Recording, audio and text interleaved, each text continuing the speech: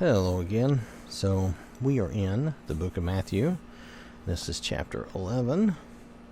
And Jesus has just finished instructing his disciples on what to do when they go out and preach to the towns and cities of Israel, trying to save the lost sheep of Israel. So let's read the first 6 verses here. When Jesus had finished instructing his 12 disciples, he went on from there to teach and preach in their cities. Now when John heard in prison about the deeds of the Christ, he sent word by his disciples and said to him, "Are you the one who is to come, or shall we look for another?"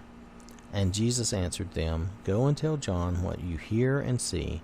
The blind receive their sight, and the lame walk. Lepers are cleansed, and the deaf hear, and the dead are raised up, and the poor have good news preached to them. And blessed is the one who is not offended by me." So Jesus is letting him know that he's fulfilling the prophecies that were said. He's letting John know that he is, because these are part of the prophecies. If you look back, let me get this here. Give me just a second, because I have kind of a reference here.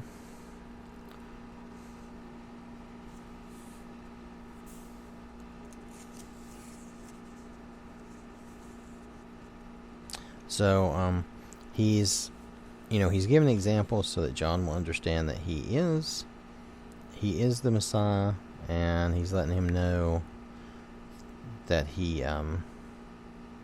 is fulfilling the prophecies from Isaiah. And some of this is, already in Matthew, but he's telling him because they had the prophecies of Isaiah back then.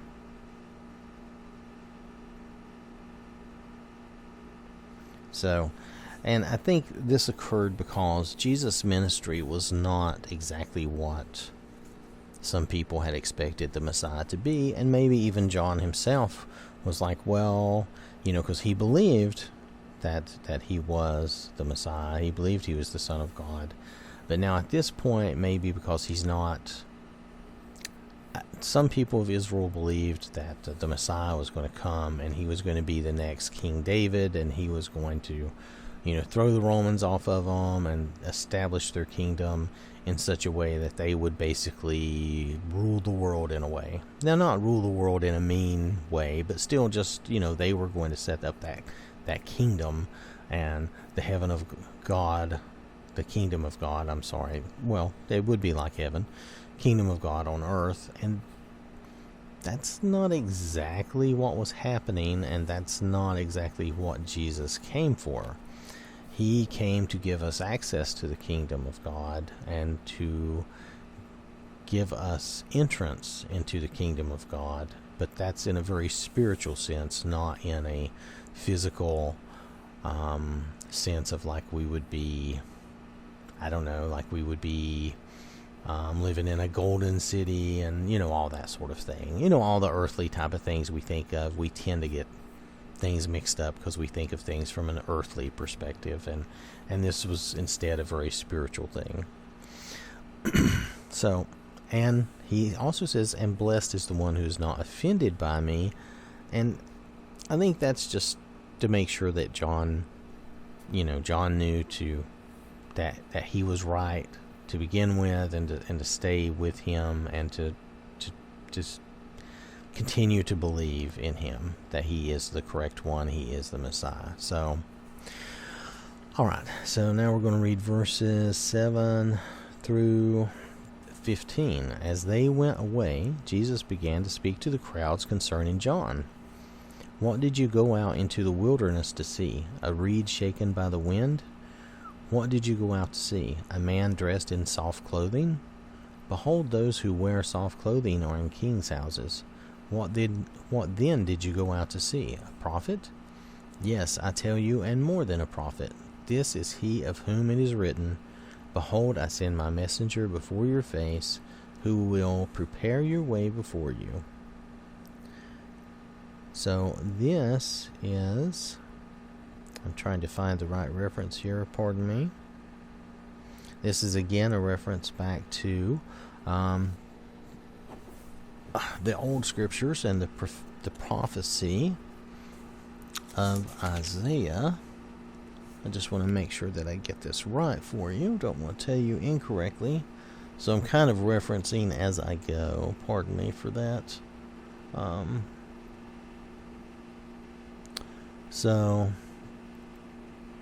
sorry. No, that's from Malachi 3, chapter 3, verse 1, that promises the messenger that will come before. Yeah, that's Malachi chapter 3, verse 1, that will come before the Messiah. Behold, I send my messenger before your face, who will prepare your way before you. So that's one of the old prophecies as well. And this was spoken of John. So I'm going to pick back up in verse 11. Let me scroll this down. I apologize. I do lose track sometimes. So, all right. Okay, so verse 11, truly I say to you, among those born of women, there has arisen no one greater than John the Baptist. Yet the one who is least in the kingdom of heaven is greater than he. From the days of John the Baptist until now, the kingdom of heaven has suffered violence, and the violent take it by force. For all the prophets and the law prophesied until John. And if you are willing to accept it, he is Elijah who is to come. He who has ears to hear, let him hear. And there, Jesus is basically telling them that John was the one who was to prepare the way. He is Elijah who is to come. He was the prophet that cleared the way for the Messiah, and that he's the Messiah. I mean, he's basically just putting that out there and telling them that's the way it is. And he's, if you go back to the beginning, he's asking them, what did they go out to see? Why did they go see John? Well, it's because they believed he was a real prophet. They didn't go out there to see him because he was, dressed fancy, because he wasn't. They didn't go out there to see him, because he was just crazy. And he's saying, yeah, you went out to see a prophet, and that is the prophet that was written of. That's the prophet that was prophesied to come before the Messiah. And so for all intents and purposes, without coming right out and saying it, he's saying that, John is the one who came to prepare the way, and he came before me, and I am the Messiah. That's basically what Jesus is saying. He was the Messiah. So let's pick up from verse 16 and go through 19. And he says, he who has ears to hear, let him hear. He's saying, if you can really listen and understand, then do so. He really wants people to listen and understand, but he knows that there are people who will not understand and that would refuse the message, because they were looking for a king to come again, not that Jesus isn't a king, I don't mean it like that, but they were looking for the Messiah to be more of an earthly king and not a spiritual king. So that is the difference in a way, and that's one comparison to make. You could probably make others. Okay, so, but to what shall, this is verse 16, picking up in 16 down through 19. But to what shall I compare this generation? It is like children sitting in the marketplaces and calling to their playmates. We played the flute for you, and you did not dance. We sang a dirge, and you did not mourn. For John came neither eating nor drinking, and they say he has a demon. The Son of Man came eating and drinking, and they say, look at him, a glutton and a drunkard, a friend of tax collectors and sinners. Yet wisdom is justified by her deeds. And he's just saying that these, and I don't know how much of this is the leaders and how much of this is the common Israelis, just the common Jewish people. But he's comparing them to children, sitting there, saying, hey, I played the flute and you did not dance, you didn't do what I wanted. I sang a dirge and you did not mourn. Again, you did not do what I wanted. You're not doing it the way I want you to do it. John came neither eating nor drinking. They said, oh, he has a demon, there's something wrong with him. And then Jesus comes and he's eating and drinking, and they say he's a glutton and a drunkard. So no matter what you did, because you didn't do what they wanted, the way they had it preset in their mind, what they wanted, and they wanted you to act a certain way and be a certain way. They wanted God and Jesus to respond a certain way and be a certain way. They would not appreciate it, and they would condemn it. John, they said, oh, he has a demon. He's demon possessed. And then Jesus, oh, he's a glutton and a drunkard, because because they would not accept them. They would not accept the message as it was, and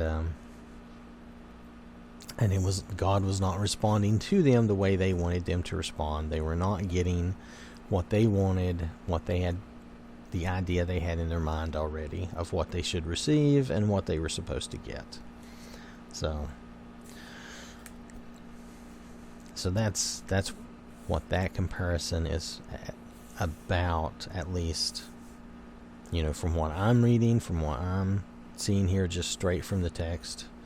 That's what he's saying. That you're just not satisfied either way, because it's not what you're looking for. It's not what you want. We played the flute for you and you didn't dance. We sang the dirge and you did not mourn. You didn't do what we wanted you to do. And aren't we that way still sometimes? I mean, it seems like we are. So, all right. So I want to stop here, and we'll come back and we'll finish the rest of this hopefully in the next session.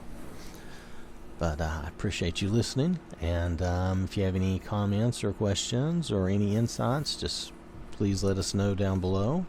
And you have a good day. God bless you.